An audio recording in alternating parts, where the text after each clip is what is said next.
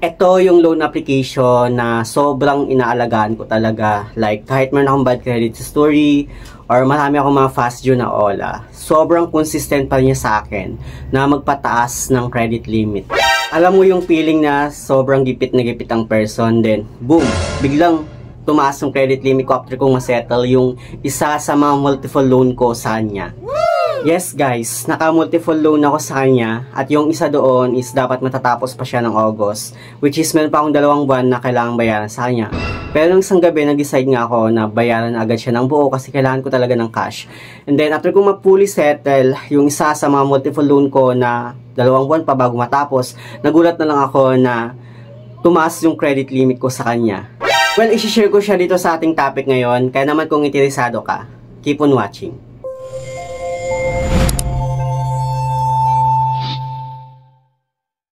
Hello guys, it's Ciel Mariano and welcome back to my YouTube channel.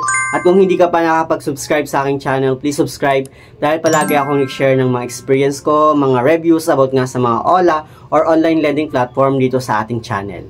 So sa ating topic ngayon, pag-uusapan nga natin itong si Bilis na alam naman natin na isa siya sa mga super legit na utangan platform na nag-i-exist hanggang ngayon sa Google Play Store. Anyway, marami na akong ginawang video about dito kay Bilis. Ito, at saka ito. Actually, marami.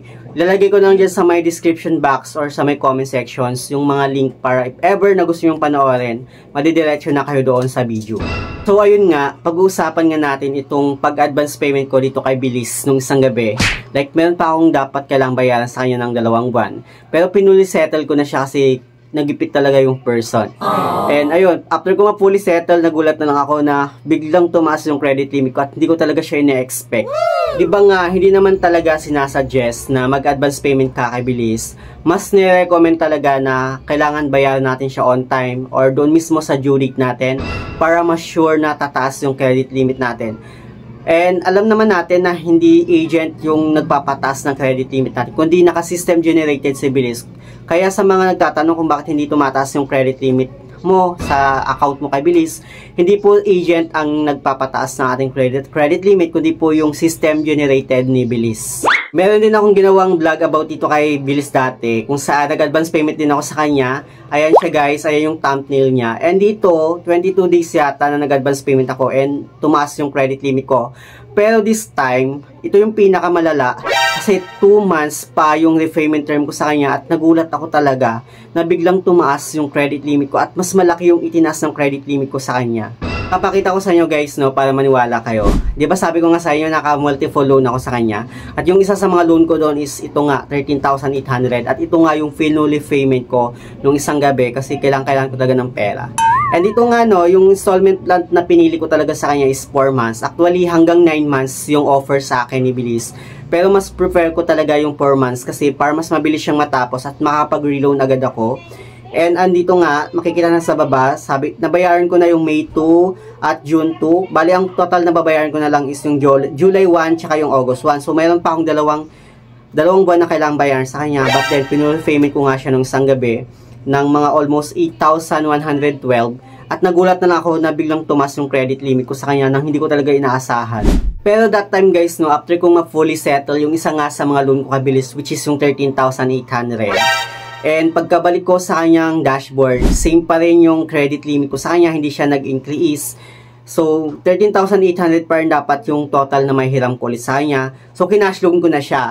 Then, pagka-cash loan ko, pinili ko yung 8 months na repayment term para next year na siya matatapos. Then, pagbalik ko dito sa kanyang dashboard, nagulat ako na meron pa siyang 10,000 na available balance. So, nakakapagtaka lang, sabi ko, bakit? Baka nagkamali ako doon sa amount na nilagay ko. Pero tama naman kasi 13,800 yung na-receive ko doon sa e-wallet ko, which is wala talaga siyang kaltas.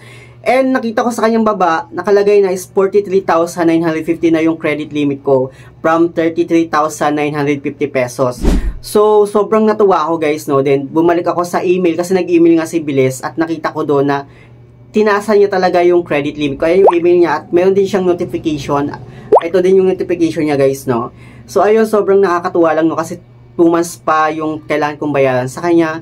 Pero tinaasan niya ako ng credit limit ng almost 10,000. Dito ipapakita ko sa inyo yung multiple loan ko sa kanya, which is naka 5 multiple loan nga ako sa kanya. At yung isa nga is yung 13,800 at yung isa naman is 8,000, yung isa 6,000, 4,000, 2,100 at meron din akong utang sa kanya na regular load at yun is wala siyang interest doon sa regular load. Sobrang nakakatuwa lang guys, no, kasi alam ko naman akong bad credit history, marami akong mga fast due na ola, pero ito si Bilis, nagtitiwala pa rin siya sa akin at tinasan pa rin yung credit limit ko. Konti na lang ma-reach ko na yung maximum na credit limit ni Bilis na 50,000. And ayun, sobrang nakaka-overwhelm lang sa akin. Pero may mga nakapagsabi daw na may naka-reach daw ng 70,000 na maximum na credit limit. Pero hindi ako sure dun guys, kasi ang alam ko talaga is 50,000 lang yung max credit limit na pwede nating mahiram dito kay Bilis.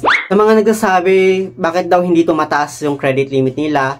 Well, ang sagot dyan is hindi po mga agent ang nagpapataas ng credit limit natin, kundi yung system po mismo ni Bilis kasi naka-system generated si Bilis.